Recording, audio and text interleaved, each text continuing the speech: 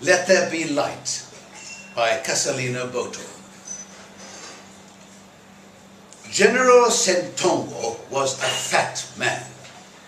When he was still, his sagging jowls settled like the drawn roller blinds in his kitchen.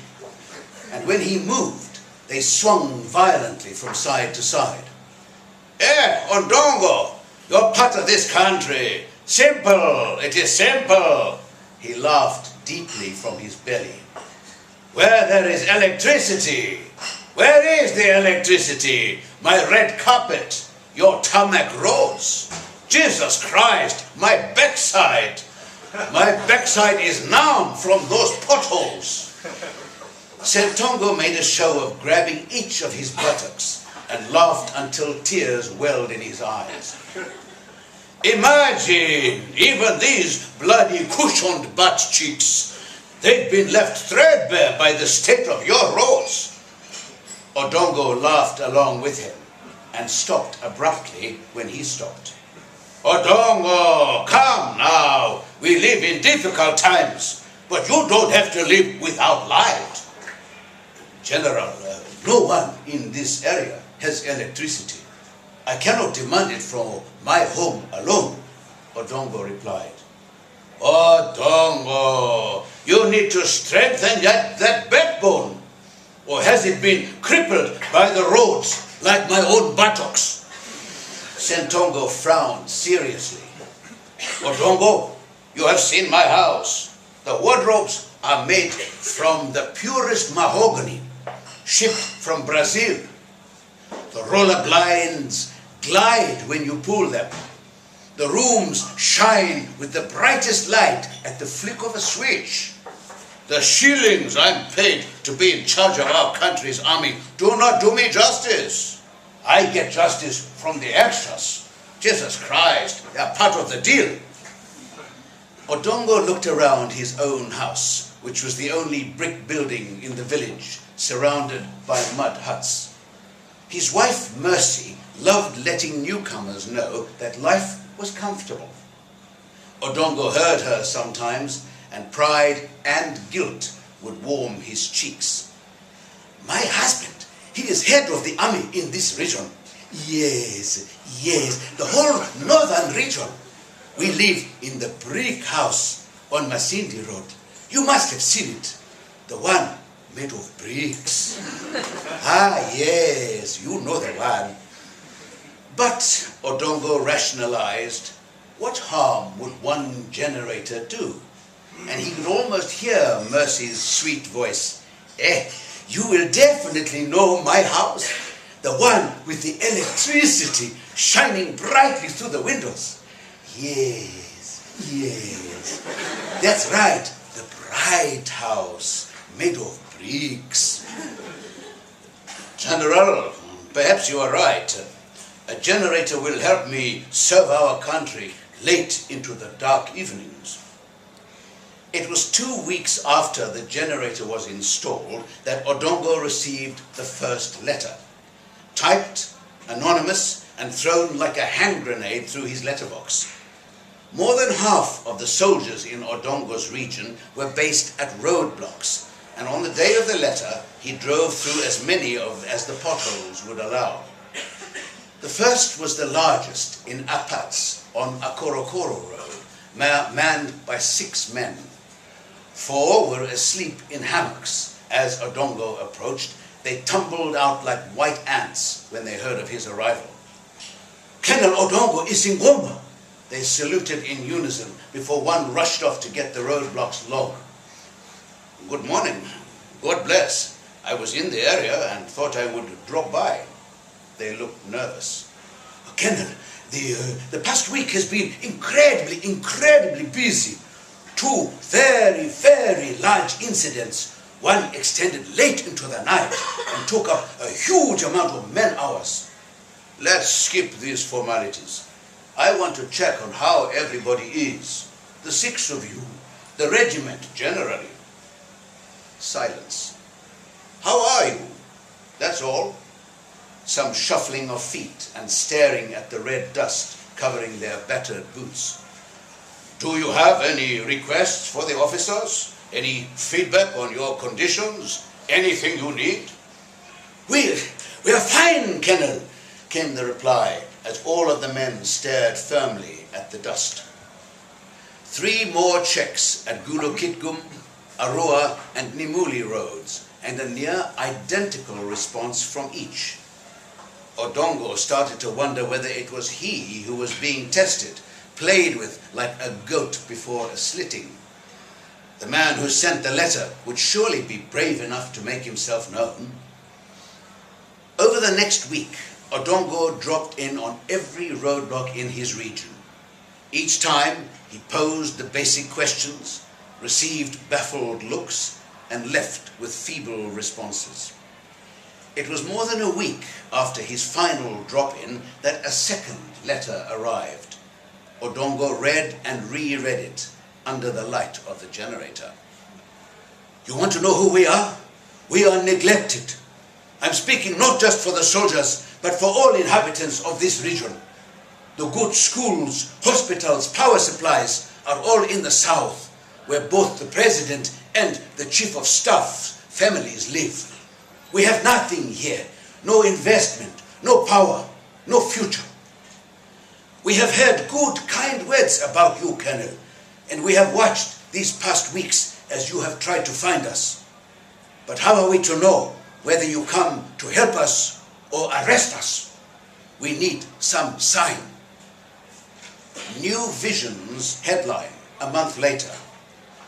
Colonel Odongo Isingoma demands equal investment in his region and access to the good schools, hospitals and power supplies currently enjoyed only in the south.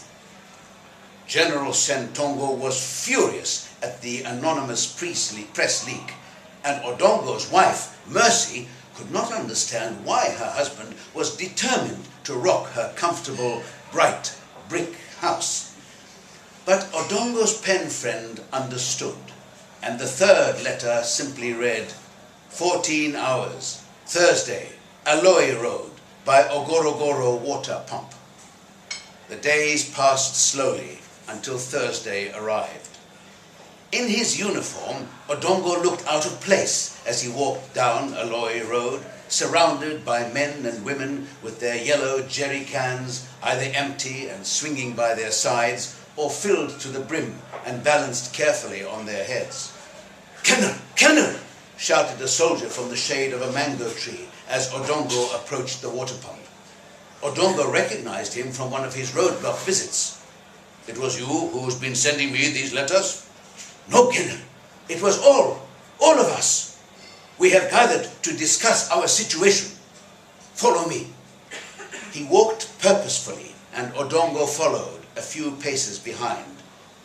The rains had stayed away for months, and the ground was hot and dusty, creating a red cloud behind each of the soldiers' footprints. After about a kilometer, the soldier moved from the road to the bushes, which were so wild that they hid him completely. It was only when they gave way to a village that Odongo could see his pen friend marching ahead.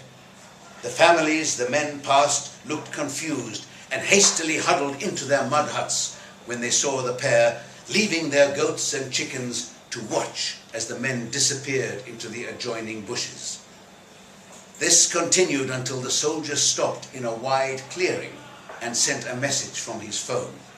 "Wait, they will come," he said as they sat in the clearing. The rustling began shortly afterwards. 1, 2, 20, 50, more and more soldiers drew the bushes back like curtains and entered the clearing. They gathered expectantly in a circle. "Comrades, let's begin," the lead soldier said when the rustling was dying down. He turned to face Odongo and talked as if the crowd had disappeared. "I am Nyankore Kato and have been chosen by our comrades to represent them. Our beloved country is suffering in the dirty hands of the president and the chief of staff. Our people in the north are not equal citizens. The rights to basic investment are consolidated with the privileged few. We are ridiculed by the peoples of the world as they see our leaders living like this puff daddy with their houses and cars. The leadership is based on corruption, which is killing our country, our impoverished people, and it can be no more.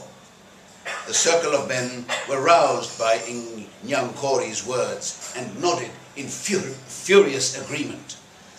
I don't disagree with a word you have said, said Odongo, remembering his own comfortable existence as the sweaty trickle of corruption ran slowly down his spine. The same thoughts trouble me daily, but I am at a loss to know what can be done. King Mutebi II has sent a message to us via his footmen. He's embarrassed by this dirty country.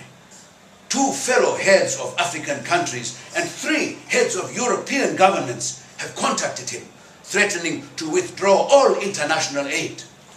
He wants to find a new chief of staff who will stand up for our beloved country. A coup? You want me to stage a coup? Odongo spluttered and felt as though the dry red dust was slowly filling his lungs. The planning took months, cajoling soldiers, ministers, MPs. Odongo and his new friends were like park rangers herding fat, lazy buffalo. Odongo felt like every meeting he had with General Ssentongo in those weeks would be his last, that Ssentongo would hear of their plans and dispose of Odongo behind bars. But to Odongo's relief, the comments about the pot-bellied roads and Ssentongo's distressed butt cheeks continued until the date was finally set, the 12th of July. The president would be in Addis Ababa and General Ssentongo in Brazil. The plan was technical, and the king had thought it all through with his team of lawyers who sat in their pristine suits in each meeting. Do you have more than half of the army on your side? The fussy lawyers asked repeatedly. When we attack the president, the impatient soldiers responded. We want to oust the president peacefully, if possible, and we'll amend the constitution when he's on international duties, responded the lawyers. It was so much babble to the soldiers' deaf ears. I want to be the man who slits the throat of General Ssentongo. I don't care how. I'll do it with your goddamn constitution if you want. Odongo's pen friend told the bemused suits. The truth was, they were all surprised by the lack of carnage. Some of Odongo's new friends were bloodthirsty, so there was disappointment too. But it happened in a way which showed how the new regime wanted to govern, defined by peace. The king called an emergency session of Parliament, where he proposed to dissolve Parliament as temporarily allowed under the amended constitution. It was approved by 111 to 89. Among those who voted against was the president's son, who had been groomed as the president's successor. The son left the room in disbelief, swearing bloody revenge. He was met by crowds of the rejoicing public who had already started their celebrations, and at the front of the crowds were the police officers who arrested him on the king's instructions. The president caught wind of the parliament's dissolution immediately and flew back to the capital. He too was met with handcuffs. His loyal bodyguards defended him determinedly and were among the day's few casualties. Eventually, the president was returned to the family compound where he was reunited with his son and held under house arrest for 5 days before being exiled to Juba. Odongo was more interested in the events surrounding General Ssentongo. Ssentongo had been wardrobe shopping with his wife in Sao Paulo when he heard of the dissolution. He arranged for his son to ship his prized possessions to a new house in Tripoli and never set foot in his homeland again. And Odongo, yes, he was offered the position of new chief of staff under his country's first democratically elected president, who was in place within 4 months of the dissolution. But Odongo declined. He had been too involved, seen too much, and let the trickle of corruption run too deeply through his life. That first day after the revolution, Odongo drove back to his village, smiling like a hyena. It was on that bumpy journey that he decided to devote his days to campaigning for equal treatment for his region. It took some time, but eventually Mercy grew to enjoy their new life, and she basked like a lizard in the goodwill and appreciation that their neighbors flooded upon them. They worked well into the night in the new local library, the only brick building in the village, which was brightly lit thanks to the light of an anonymously donated generator.